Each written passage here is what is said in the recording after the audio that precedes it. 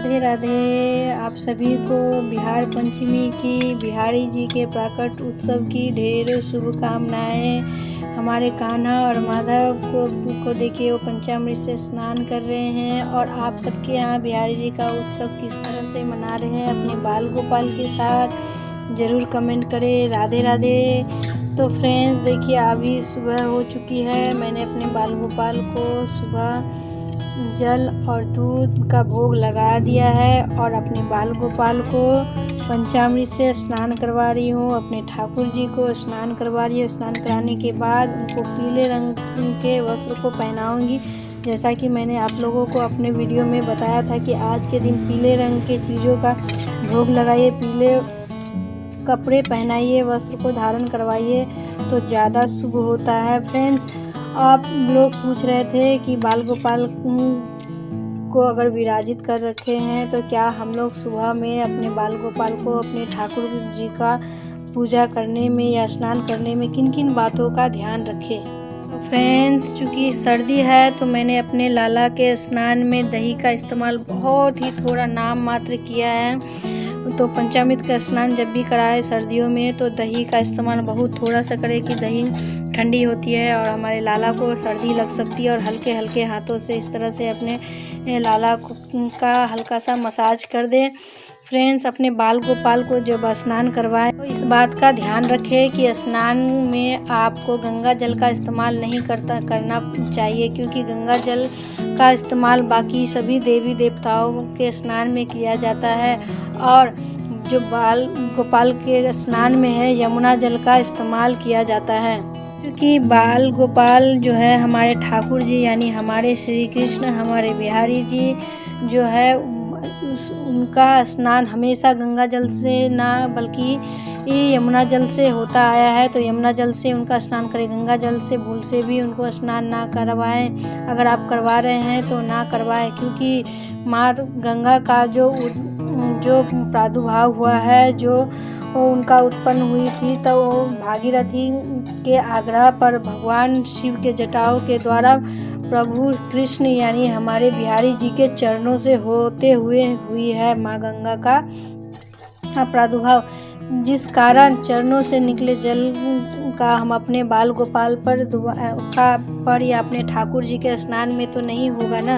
इसीलिए हम अपने श्री कृष्ण के, अपने ठाकुर जी के, अपने बिहारी जी के, अपने बाल गोपाल के स्नान में गंगा जल का इस्तेमाल नहीं करना चाहिए। यमुना जल का इस्तेमाल करिए। तुलसी पत्र जरूर से ज़रूर डालिए अपने बाल गोपाल के स्नान में, क्योंकि तुलसी के बिना ठाकुर जी अधूरे हैं। वो तुलसी के बिना तो कोई भोग भी स्वीकार नहीं करते हैं। किसी भी भोग को अर्पण करने के लिए तुलसी दल अवश्य डालें। इससे ठाकुर जी, हमारे बाल गोपाल, हमारे लाला बहुत ही प्रसन्न होते हैं। तो देखिए, हमारे बाल गोपाल जी का स्नान हो गया है। स्नान में देखिए मैंने गुनगुने जल का इस्तेमाल किया है। आप भी सर्दियों में गुनगुने जल का इस्तेमाल करें।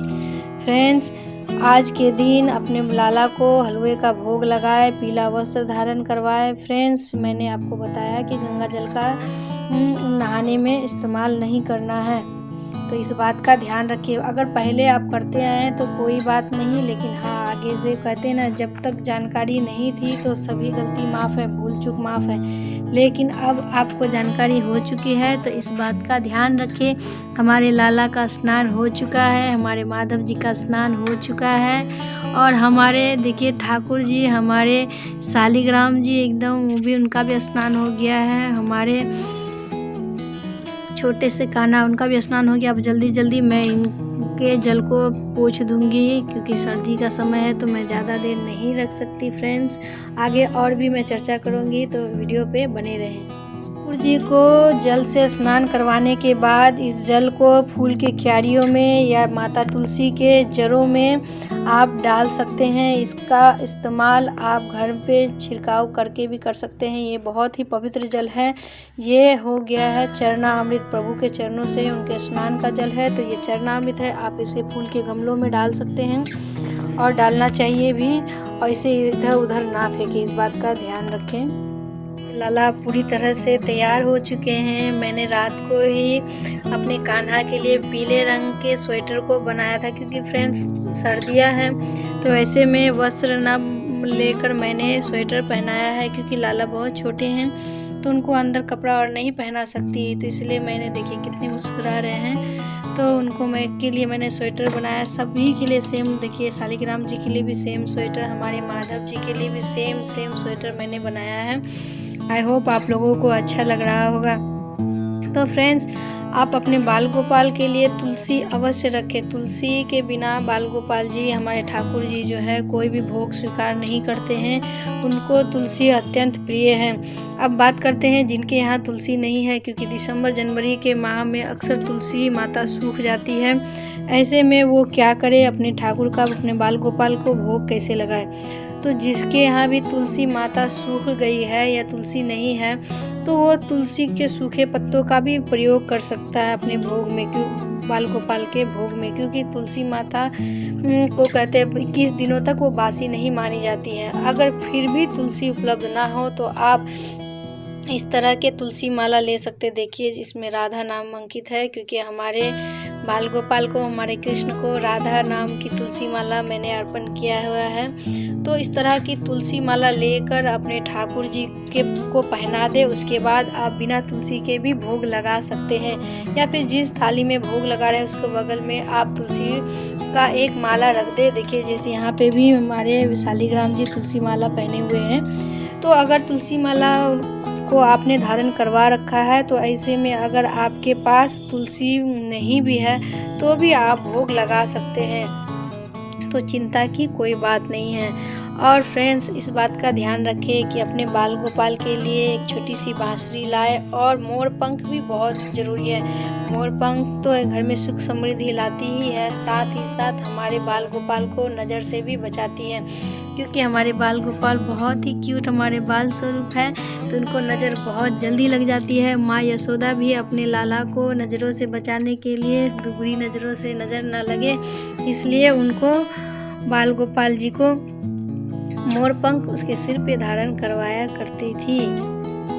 आपने देखा कि पूजा करते वक्त दिया घी, चूँकि सर्दी का समय है तो दिया बुझ गया। इसके लिए आप परेशान ना हो, क्योंकि दिया बुझ जाने से शुभ अशुभ सगुन अपशगुन के चक्करों में आप ना पड़े, क्योंकि जिसे ईश्वर पे विश्वास होता है वो इन चीज़ों को नहीं मानते हैं। अपने बाल गोपाल पे, अपने कृष्ण पे, अपने आराध्य पर विश्वास कीजिए, वो जो भी करेंगे अच्छा ही करेंगे। हमारे माता रानी का भी दर्शन कर लीजिए।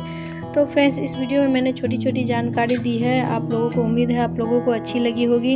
अपने बाल गोपाल के साथ बिहार पंचमी अच्छे से मनाएं, और शाम को हो सके तो केक भी काट सकते हैं, आप हलवे का भोग लगाएं, आरती करें, भजन करें, हरि कीर्तन करें, हरि नाम का जाप करें, हरे कृष्ण महामंत्र का जाप करें, और जितना हो सके अपने बिहारी जी को, अपने ठाकुर जी को, अपने बाल गोपाल को प्रसन्न करें।